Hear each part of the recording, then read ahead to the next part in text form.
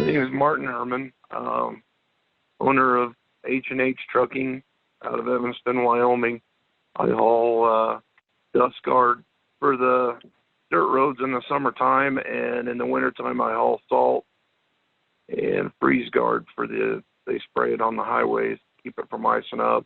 I run full double tankers, usually gross around 110,000, pulling it with a 1970 W925 Kenworth narrow nose truck. That's all the components are pretty much updated except for the engine. I'm still running a Big Cam 2 400 Cummins.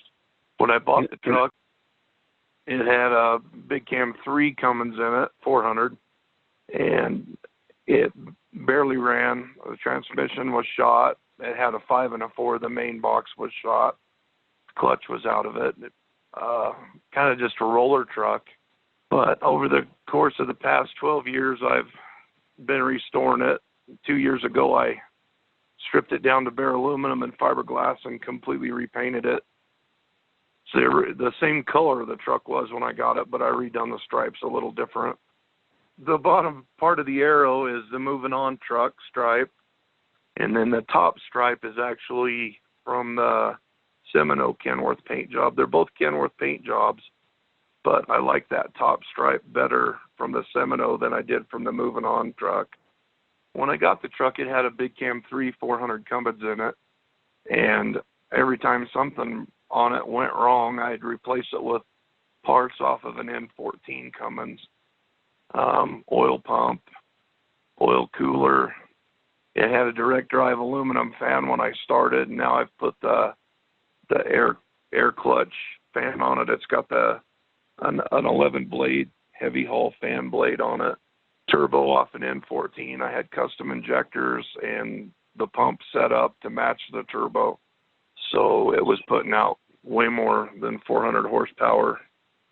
And then I blew it up 2 months ago and went back in with a new Big Cam 2 400. And eventually, when this is through break-in, I'll put all that N14 stuff back on this motor. Kind of pick up where I left off on the first one. Yeah, it's a 14.6 13-speed. And the 14.6 actually came with an external oil cooler. Anything earlier than that didn't have the oil cooler, and they didn't tend to hold up to horsepower very well. And when I got the truck, it had the smaller drive lines in it, the 1700 series drive lines, and I put 1800 series in it.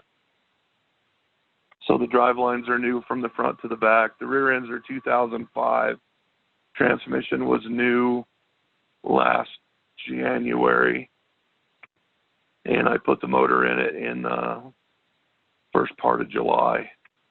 The motor that I've got now, a good friend of mine had a 1977 Peterbilt that had been sitting in his yard for 2 years. The motor that was in it only had a few miles on it from an out-of-frame major overhaul. And I acquired the truck from him and put the motor out of it in mine. I chased this truck through 2 owners.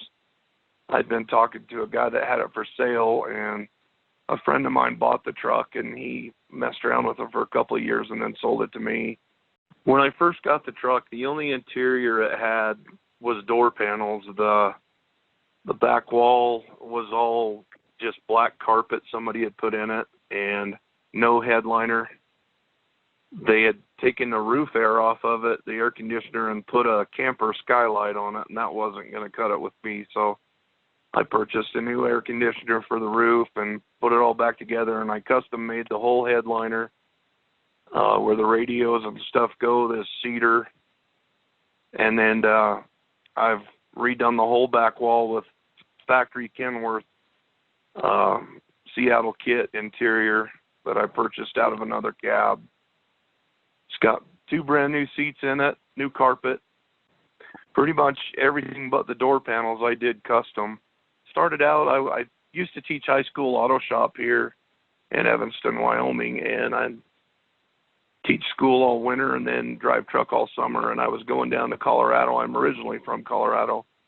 I'd go down there and haul grain during the summer with it and then come back up here and teach all winter. I did that for 5 or 6 years, and then I've been on this dust guard and freeze guard run this is my 4th year. So yeah, I've been running the truck as I rebuild it. The first couple of years, obviously, I didn't. It needed a lot of work.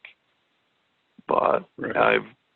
the last 2 years I've run, I ended my education career and went full-time in the truck. So, excuse me, the last 2 years has been around the clock, 7 days a week, 5 days a week, whatever I can get, running the truck.